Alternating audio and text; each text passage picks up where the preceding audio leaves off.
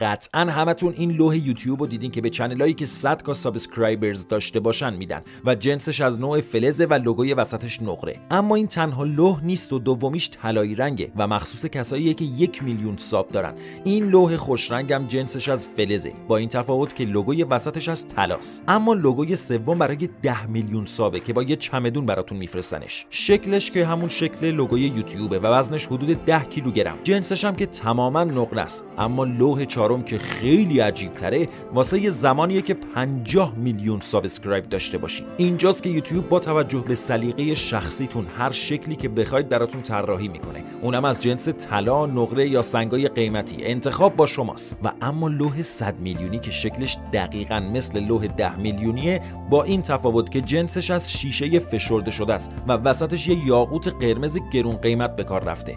در آخرم که لوح 200 میلیون سابسکرایبه که فقط چنل قطعا همتون این لوح یوتیوب رو دیدین که به چنلایی که 100 تا سابسکرایبرز داشته باشن میدن و جنسش از نوع فلزه و لوگوی وسطش نقره. اما این تنها لوح نیست و دومیش طلایی رنگه و مخصوص کساییه که 1 میلیون ساب دارن. این لوح خوش رنگم جنسش از فلزه، با این تفاوت که لوگوی وسطش از طلاست. اما لوگوی سوم برای 10 میلیون سابه که با یه چمدون براتون میفرستنش. شکلش که همون شکل لوگوی یوتیوبه و وزنش حدود 10 کیلوگرم. جنسش هم که تماما نقره است. اما لوح که خیلی عجیب تره واسه یه زمانیه که 50 میلیون سابسکرایب داشته باشین. اینجاست که یوتیوب با توجه به سلیقه شخصیتون هر شکلی که بخواید براتون طراحی میکنه، اونم از جنس طلا، نقره یا سنگای قیمتی. انتخاب با شماست. و اما لوح 100 میلیونی که شکلش دقیقاً مثل لوح 10 میلیونیه، با این تفاوت که جنسش از شیشه فشرده شده است و وسطش یه یاقوت قرمز گرون قیمت به کار رفته.